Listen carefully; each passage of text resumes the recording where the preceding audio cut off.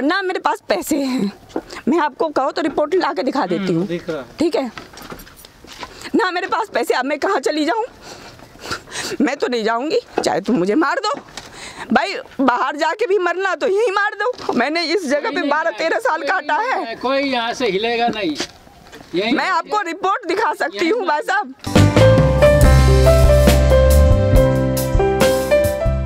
बुलंदशहर की रहने वाली हूँ, उत्तर प्रदेश। हाँ जी। ये जो खोरा गांव है हरियाणा के फरीदाबाद में, यहाँ कब से आए हैं आप? यहाँ मैं सन 2008 से आई हूँ। तो किराए पर रहती हैं या खुद का मकान है? अभी मतलब यहाँ पे हमने छोटा सा ज़मीन का टुकड़ा लिया था। कितने सन में? सन 2008 में। किससे लिया था? राजदीप से। वो बिल्डर है? वो मर चुके हैं, अब है ही नहीं। तो जो आपने ज़मीन ली थी, ये अपना प्लॉट लिया था, बदले में कितने पैसे दिए थे? उस समय हमने लिया था 2000 रुपये गज।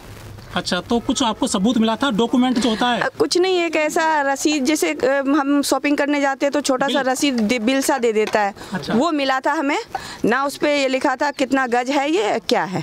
तो आपको लगा नहीं था कि फ्रॉड हो रहा है हमारे साथ में, धोखा हो रहा है? अब पूरे पब्लिक बसी हुई थी यहाँ, सबने ले रखा था तो हमने भी ले लिया। सोचा चलो किराए से बचेंगे, कहीं से भी मजदूरी करके आएंगे तो 2 रोटी अपना झोपड़ी में बैठ के सुकून से तो खा लेंगे, ये सोच के ले लिया हमने। अब तो सुप्रीम कोर्ट ने ऑर्डर कर दिया कि ज़मीन खाली करनी पड़ेगी आपको। अब सुप्रीम कोर्ट ने ऑर्डर कर दिया है, ज़मीन खाली करनी पड़ेगी, तो हमें कहीं थोड़ा बहुत ज़मीन दे के हमें एडजस्ट करें, हम ऐसे कैसे चले जाएंगे। लेकिन जहाँ पे मकान है ना, घर मकान, जहाँ पे गृहस्थी पल रही है, ये ज़मीन पूरी तरह सरकारी है और आप अवैध ज़मीन पर बैठे हुए हैं। अब अवैध ज़मीन हरियाणा के अंदर को बता दो कि कहीं ऐसा हो कि आरावली के जंगलों में घर नहीं बना हो या कॉलोनी पास नहीं हुई हो। ये अरंगपुर पूरा वहीं बसा हुआ, लक्करपुर ऐसे ही बसा है। मेरी पैदाइश दिल्ली की है, हरियाणा की तो छोड़ दो आप, दिल्ली भी ज़्यादातर कॉलोनी आरावली के जंगल में ही बसा है। तो हम कैसे नाजायज हो गए? अगर नाजायज हो गए तो प्रशासन क्या आज 30 साल से सो रही थी? इतनी बड़ी कॉलोनी, कम से कम 1 लाख से ऊपर घर है, ऐसे ही बस गया। वो तो आपने पैसे देके अधिकारियों की सेटिंग कर ली होगी आप। हाँ, तो आप अधिकारियों को भी पकड़ो ना, आप हमें उजाड़ रहे हो तो जो आपके अफसर हैं, जो हमारे टैक्स से जो जिनकी सैलरी जा रही है, उन्होंने हमसे पैसे खाया, तो आप उनको भी पकड़ो, उनका भी छानबीन करो। जैसे आप यहाँ रह रहे हैं, जो जन सुविधाएं हैं, हाँ। बिजली कहाँ से मिलती है आपको?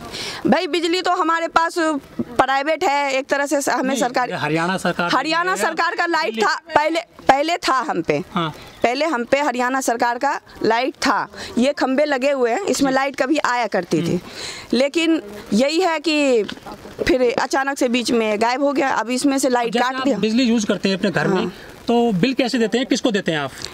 बिल हम ऐसे लोकल बंदों को देते हैं। माफिया होंगे? हाँ। और प्रति महीना के हिसाब से? हाँ, नहीं प्रति महीना के हिसाब से नहीं, बाकायदा यूनिट से देते हैं हम, मीटर लगे हुए हैं। कितना बिल देते हैं आप? हम 13 रुपये हिसाब से यूनिट देते हैं। अच्छा, पानी कहाँ से आता है? पानी हम 1000 रुपये का टैंकर मंगाते हैं, प्राइवेट।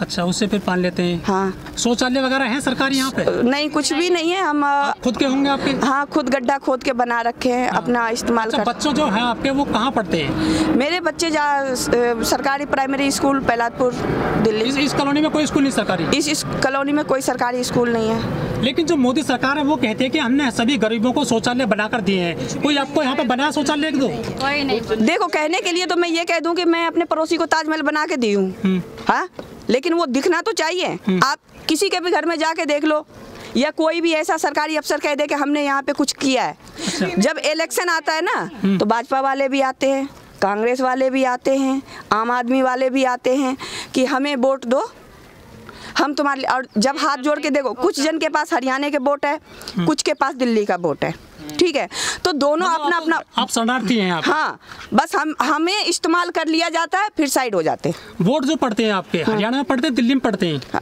मैं कह रही हूँ ना, जिसके पास जहाँ का वोट है। अब मान लो दिल्ली का अभी निगम पार्षद का चुनाव आने वाला है, तो अब दिल्ली का चुनाव होगा तो दिल्ली वाले भीख मांगने आएंगे यहाँ, हाँ, यूज करके चले जाएंगे। और जब हरियाणा का होगा तो हरियाणा वाला आएंगे कि हमें दो, हमें दो। अच्छा मिश्रा जी, कोई आपके पास में कोई डॉक्यूमेंट है जो ऑथेंटिक चीजें होती है, जैसे आधार कार्ड हो गया, आधार कार्ड है, पहचान पत्र हो गया, आधार कार्ड है, हो गया, आधार कार्ड है यहाँ का मेरे पास। वो जो पोस्टल उसका डाक में चलता है एड्रेस, यहाँ का पुख्ता एड्रेस है ये? नहीं, अब गैस वगैरह तो हमारा इसी एड्रेस पे आता है, हम जैसे गैस वगैरह रिकॉर्ड में है ये, सरकारी रिकॉर्ड में कॉलोनी? हाँ, आप गूगल पे डालो खोड़ी गाँव, नहीं वो तो हमने डाल लिया है, पूरा हिस्ट्री दिखाता है ना। यहाँ जिसका जैसे दुकान है, शॉप वगैरह है, कुछ शॉप का नाम वगैरह सब दिखाता है। तो ये पूरी कॉलोनी जब मान लो गूगल पे आ रहा है तो कैसे नहीं है हिस्ट्री पे? अच्छा नहीं, गूगल पे तो आ ही जाए। हाँ, नहीं तो फिर सरकार को मालूम नहीं है तो सरकार यहाँ तोड़ने कैसे भेज रही है? पोस्ट ऑफिस वगैरह कुछ ऐसा है? पोस्ट ऑफिस ये सब लक्कड़पुर मान लो वोट डालने हम वहाँ जाते हैं, या कुछ राशन कार्ड जिससे जिन लोगों का बना है तो हम लक्कड़पुर लेने राशन चले जाएंगे। सुप्रीम कोर्ट ने आदेश दे दिया कि 6 हफ्ते में खाली करवाना। भाई सुप्रीम कोर्ट से ये भी कहते हैं कि यहाँ पे कुछ ऐसा हो बम वगैरह फोड़ दो, रातों रात पब्लिक मर जाएगी, कॉलोनी वैसे खाली आपकी। वो तो सरकार को सोचना होगा ना, आपको दूसरी जगह देगी या क्या? तो नहीं देखो, वो हम एक बार ये जो है कभी एक बार और आया था बुलडोजर 16 में नहीं आया था, 20 में भी आया था, 8 में नहीं आया था, 13 में आया था।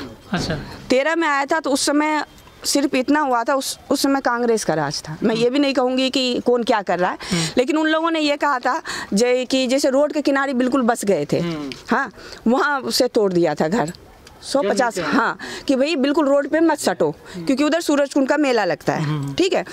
और उसके बाद हम सुकून से रहे, ठीक है। अच्छा मैम जो ये बताइए, जो सरकारें हैं हमारे देश में कुछ शरणार्थी लोग आ गए हैं, चाहे पाकिस्तानी हूँ, चाहे बांग्लादेशी हूँ, चाहे रोहिंग्या हूँ, सरकार उनको बसाने की बात करती है लेकिन आपको उजाड़ने की बात कर रही है। सुनो, यही तो सरकार की राजनीति है कि बाहर के लोगों से बाबाई लूटो। और जैसे घर में भी होता है ना कि कुछ लोग घर के लिए तो बहुत बुरा व्यवहार करते हैं और बाहर दिखावा करते हैं कि हम बहुत अच्छे हैं, तो बस यही है। अब बाहर वाले को तो जगह दोगे, ला के बसाओगे, आईडी बना दोगे, हर चीज़ कर दोगे, ठीक है। लेकिन हम जो हिंदुस्तान में अभी हम यहाँ रह रहे हैं, अभी अगर मान लो ये कच्ची कॉलोनी है, यहाँ पे बिजली का बिल नहीं है, कुछ भी नहीं है, अगर हमें कोई काम कराना होगा तो हमारा तो कोई आईडी भी नहीं बनेगा। लेकिन जो केजरीवाल सरकार है तो कच्ची कॉलोनी को पक्की कर रही है। हाँ उन्होंने किया है, वो तो बहुत कुछ केजरीवाल ने जितना कुछ किया, देखो मैं ये नहीं कहती, केजरीवाल ने जितना कुछ दिल्ली के लिए किया है ना, अगर उतना मोदी कर दे ना तो लाइफ टाइम तो वही रहेगा। मोदी जी कहते हैं जहाँ झुग्गी वहीं मकान। अरे मैं बताऊं क्यों कहते हैं, मैं आपको ये बात भी बताती हूँ, ये भी इसमें भी राज की बात है, जहाँ झुग्गी वहाँ मकान, गरीब को हटा के रईसों की फ्लैट बन जाएगा।